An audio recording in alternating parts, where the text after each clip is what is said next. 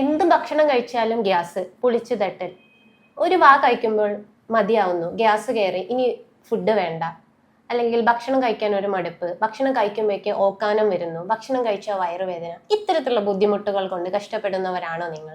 ഞാൻ doctor Fasila Jasad, Basil homeo hospital, Pandikkad, Malappuram ജില്ല.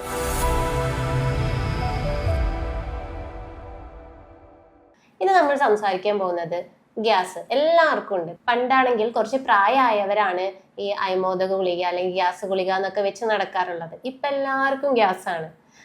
അസിഡിറ്റിക്ക് കുറച്ച് സിറപ്പ് അല്ലെങ്കിൽ എന്തെങ്കിലും ഗുളിക, ഇതൊക്കെ എല്ലാവരുടെ കയ്യിലും ഉണ്ടാവും. എന്തുകൊണ്ട് ഇപ്പൊ എല്ലാവർക്കും ഗ്യാസ് വരുന്നത്?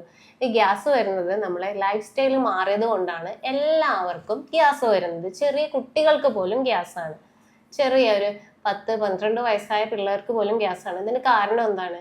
പലർക്കും ഗ്യാസ് കൂടുതലായിട്ട് വന്നു കഴിഞ്ഞാൽ പല പേഷ്യൻസ് വരുന്നത് ഗ്യാസ് കുറേ നാളായി, ഡോക്ടർ എനിക്ക് ക്യാൻസർ എന്തെങ്കിലും ഉണ്ടോ, എന്തുകൊണ്ടാണ് ഗ്യാസ് മാറാത്തത്? ആക്ച്വലി ഗ്യാസ് മാറാത്തത് അവരുടെ പല ശീലങ്ങൾ കാരണമാണ്. ഈ ഗ്യാസ് അധികമായിട്ട് കുറേ നാളായിട്ട് വരിക, നല്ല പെയിൻ, ഇതൊക്കെ ഒരു പക്ഷേ നമ്മൾ ഒട്ടും ശ്രദ്ധിക്കാതെ ട്രീറ്റ്മെന്റ് എടുക്കാതെയൊക്കെ ആയിക്കഴിഞ്ഞാൽ ഒരു പക്ഷേ ക്യാൻസർ ആവുക, അതിനും ഒരു ചാൻസ് ഉണ്ട്.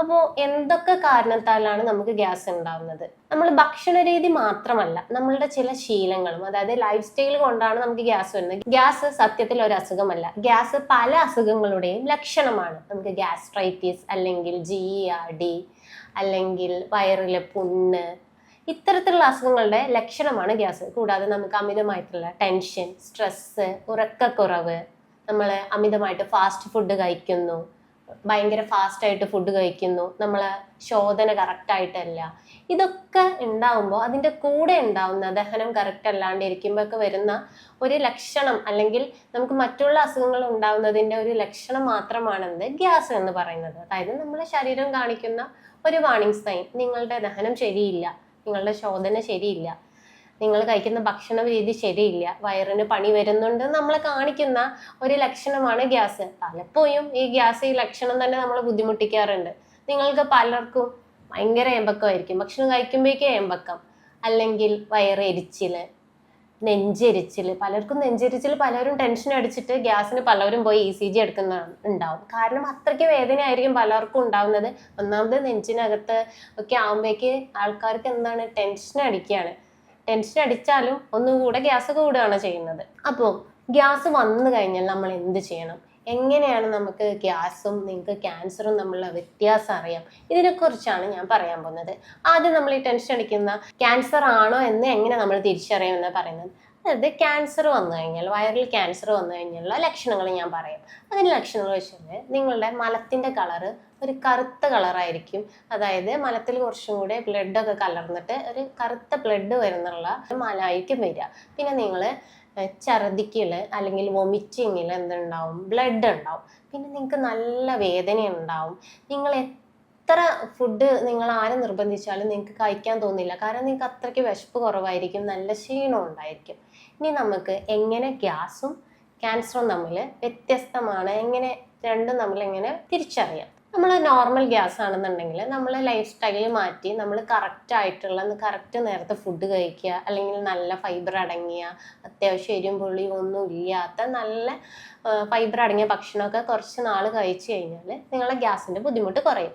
മറുഭാഗത്ത് ക്യാൻസർ ആണെന്നുണ്ടെങ്കിൽ ഒരു മാറ്റവും വരില്ല.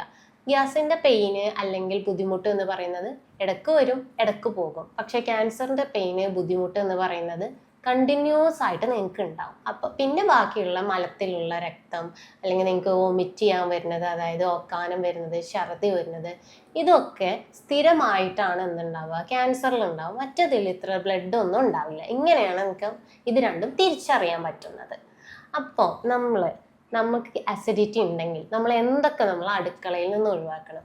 ഫസ്റ്റ്, നമ്മൾ ഗ്യാസ് ഉണ്ട്, ഫുഡ് കഴിച്ചു, നമ്മൾ ആദ്യം എടുക്കുന്ന സോഫ്റ്റ് ഡ്രിങ്ക്സ്, കൊക്കോകോള, പെപ്സി അടങ്ങിയ ഓരോരുത്തർക്ക് ഇഷ്ടമുള്ള ഫ്ലേവറിലുള്ള ഇഷ്ടമുള്ള കമ്പനീൻ്റെ ഡ്രിങ്ക്സ് ആണ് കഴിക്കുക. ഇത് സത്യത്തിൽ നമ്മളെ അസിഡിറ്റി ഒന്നും കൂടെ കൂട്ടുകയാണ്. പിന്നെ നമ്മൾ ഫുഡ് വീണ്ടും ചൂടാക്കി കഴിക്കുന്നു, പഴയ ഫുഡ് വീണ്ടും ചൂടാക്കി കഴിക്കുക, ഇത് ഒഴിവാക്കുക.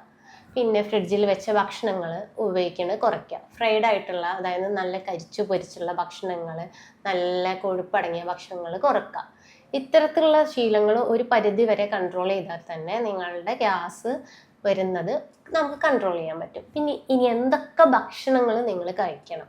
നിങ്ങൾ ഓട്സ്, നല്ല അരി എന്ന് വെച്ചാൽ തവിടുള്ള അരിയുള്ള ഭക്ഷണങ്ങൾ കഴിക്കുക. അതായത് നമ്മൾ കഞ്ഞിയൊക്കെ കഴിക്കണം, നല്ലതാണ്. പിന്നെ ഏറ്റവും പ്രധാനമായിട്ടുള്ളത്, നിങ്ങൾക്ക് അസിഡിറ്റി അല്ലെങ്കിൽ ഗ്യാസ് എന്തെങ്കിലും ഉണ്ടെങ്കിൽ, പലർക്കും പല ലക്ഷണങ്ങളായിരിക്കും. എന്ത് ബുദ്ധിമുട്ടാണെന്നുണ്ടെങ്കിൽ നിങ്ങൾ പ്രധാനമായിട്ടും ചെയ്യേണ്ടത് അതായത് ഞാൻ ഈ പറയുന്ന ഭക്ഷണങ്ങൾ നിങ്ങൾ ഉൾപ്പെടുത്തുക. ഇതിൻ്റെ കൂടെ നിങ്ങൾ കറക്റ്റായിട്ട് രാവിലെ നിങ്ങൾ എണീറ്റ ഉടനെ ഭക്ഷണം കഴിക്കുക. അടുത്ത് വിശക്കുന്നതിന് മുമ്പ് ഒരു 12 മണിയാകുമ്പോഴേക്ക് അസിഡിറ്റി ഉള്ളവർക്ക് അല്ലെങ്കിൽ ഗ്യാസ് ഉള്ളവർക്ക് എന്ത് ചെയ്യും, കൂടുതൽ വിശപ്പ് ഉണ്ടാവും.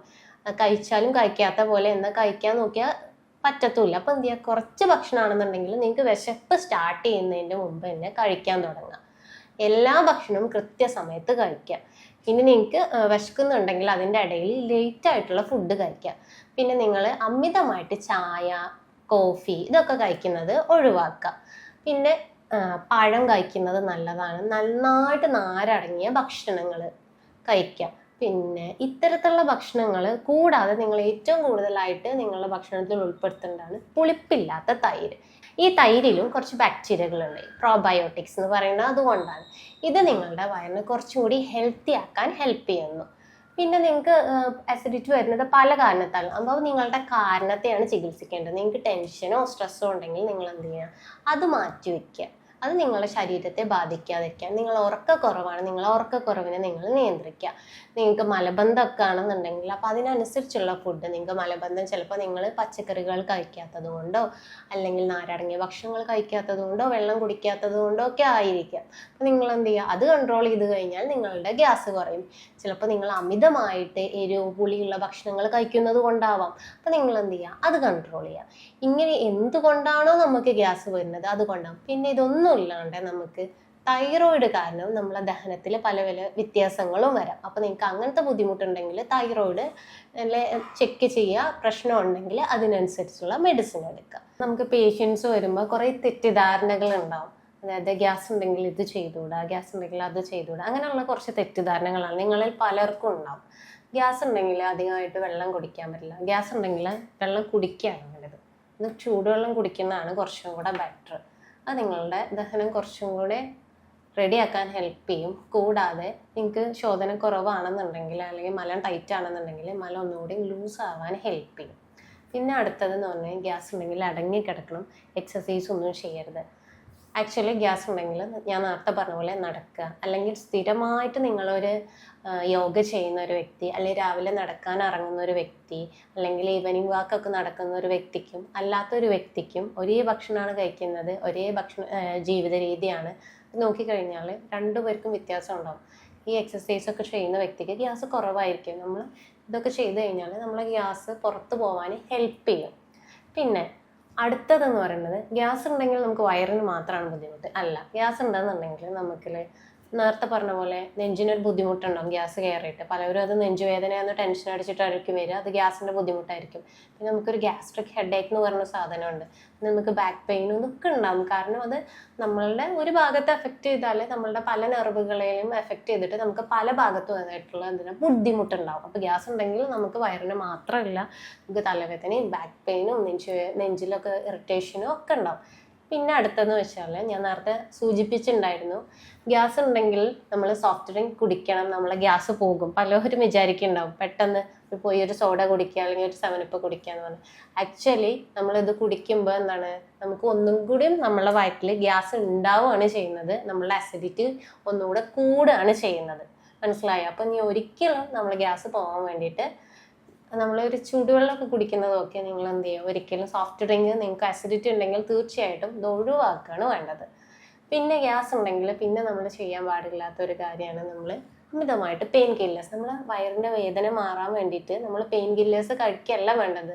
അതായത് ഗ്യാസ്ട്രിക്കിൻ്റെ പെയിൻ ഉണ്ടാകുമ്പോൾ നമ്മൾ പെയിൻ കില്ലേഴ്സ് അല്ല കഴിക്കേണ്ടത്. പെയിൻ കില്ലേഴ്സ് നമ്മളുടെ വയറിനകത്തൊരു ഭിത്തിയുണ്ട്, ആ ഭിത്തി ഗ്യാസ്ട്രിക് അൾസർ അല്ലെങ്കിൽ ഗ്യാസ്ട്രൈറ്റിസ്, വയറിലെ പുണ്ണ്, ഇത്തരത്തിലുള്ള രോഗങ്ങളുള്ള പേഷ്യൻറ്റിൻ്റെ വയറിലെ ഭിത്തി ഓൾറെഡി ചെറുതായിട്ട് അതിനൊരു സോഫ്റ്റ്നെസ് ഉണ്ട്, അത് നല്ല പ്രൊട്ടക്റ്റായിട്ട്, അതിങ്ങനെ ഒരു നമ്മൾ നുരുമ്പി പൂവെന്നൊക്കെ പറയില്ല, അതുപോലെ അതിൻ്റെ ഒരു സോഫ്റ്റ്നെസ്സും അതിനൊരു ഫിനിഷിംഗ് ഒക്കെ ഉണ്ടാകും. നമ്മൾ നന്നായിട്ട് തേച്ച് മിനുക്കിയ ഒരു സിമെൻറ്റും അല്ലാണ്ട് റഫായിട്ട് വെച്ചൊരു സിമെൻറ്റും ഒക്കെ ഉണ്ടാവില്ലേ, അതുപോലെ നന്നായിട്ട് തേച്ച സിമെന്റും അല്ലാത്ത അത് നിങ്ങൾക്ക് പറഞ്ഞാൽ മനസ്സിലാവാൻ വേണ്ടിയിട്ട് പറഞ്ഞതാണ്.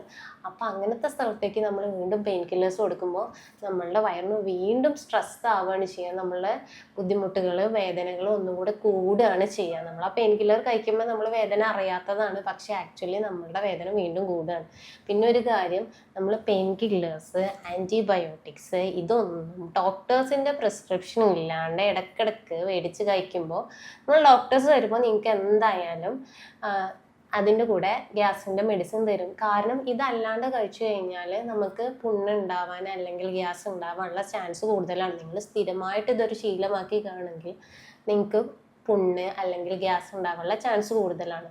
അപ്പം ഇങ്ങനെയൊക്കെ നിങ്ങൾക്ക് കറക്റ്റായിട്ട് നിങ്ങളുടെ ദഹനം കറക്റ്റ് ആയാൽ തന്നെ നിങ്ങൾ ഫുഡ് കഴിക്കുന്ന ടൈമും നിങ്ങൾ ഫുഡ് കഴിക്കുന്ന രീതിയും അതിൻ്റെ കൂടെ നന്നായിട്ട് വെള്ളമൊക്കെ കുടിച്ചു കഴിഞ്ഞാൽ തന്നെ നിങ്ങളുടെ അസിഡിറ്റി ഒരു പരിധി വരെ കൺട്രോൾ ചെയ്യാൻ പറ്റും. അപ്പോൾ നമ്മളുടെ ഹോസ്പിറ്റലിൽ ഇത്തരത്തിലൊരു രോഗി വന്നു കഴിഞ്ഞാൽ നമ്മൾ ആ രോഗിക്ക് എന്തൊക്കെ പ്രശ്നമുണ്ടോ, നിങ്ങൾക്ക് ആസിഡിറ്റി ഉണ്ടോ, പുളിച്ചുതട്ടലുണ്ടോ, ഏമ്പക്കം ഉണ്ടോ, വയറുവേദന ഉണ്ടോ, എപ്പോഴാണ് വയറുവേദന, അല്ലെങ്കിൽ എന്ത് ഭക്ഷണം കഴിക്കുമ്പോഴാണ്, ഇതൊക്കെ നമ്മൾ കൃത്യമായി പഠനം നടത്തും. ഇതിൻ്റെ കൂടാതെ അവർക്ക് വേറെ എന്തെങ്കിലും ബുദ്ധിമുട്ടുണ്ടോ, അങ്ങനെ നമ്മൾ അവരുടെ കോൺസ്റ്റിറ്റ്യൂഷണൽ റെമഡി എടുക്കും. എന്നിട്ട് ഓരോ പേഷ്യൻറ്റിനും നിങ്ങൾ വന്നാലും നിങ്ങളുടെ ഏട്ടൻ വന്നാലും അല്ലെങ്കിൽ ചേച്ചി വന്നാലും ഒരേ ബുദ്ധിമുട്ട് കൊണ്ട് വന്നാലും ഗ്യാസ് കൊണ്ട് വന്നു കഴിഞ്ഞാൽ എല്ലാവർക്കും ചിലപ്പോൾ വ്യത്യസ്തമായിട്ടുള്ള മെഡിസിൻ ആയിരിക്കും. ഇത് നമ്മൾ യൂറോപ്യൻ നിർമ്മിത സോഫ്റ്റ്വെയറും AI ടെക്നോളജിയും ഉപയോഗിച്ച് കൃത്യമായി പഠനം നടത്തിയും രോഗനിർണയം നടത്തി ജർമ്മനിയിൽ നിന്ന് ഇറക്കുമതി ചെയ്ത പ്രത്യേക പൊട്ടൻസി മരുന്നുകളാണ് ഓരോ രോഗികൾക്കും ആയിട്ട് നൽകുന്നത്.